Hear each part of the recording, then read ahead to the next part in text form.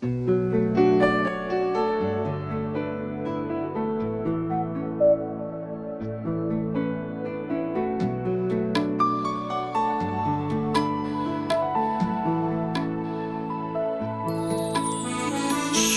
karmaşık kekük ay karşımda, şu kırsanşı ağaç başında.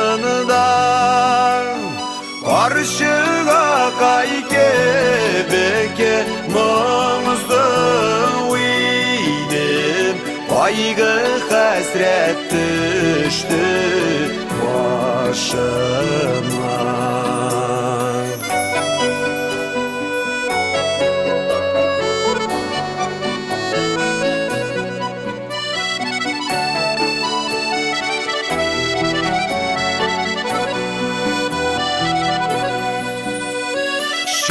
Karmaşık kekük ay sataşıp, hasret arttırırga mataşıp.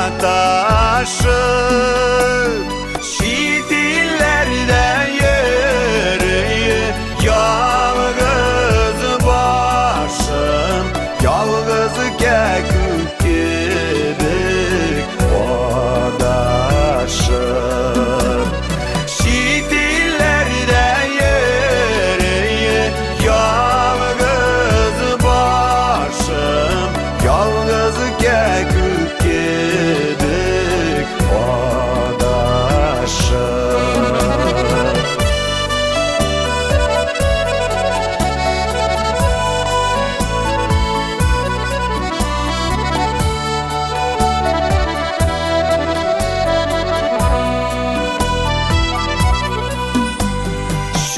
Karmaşık kekük ay yakında, kekük işini tügel dolu direk.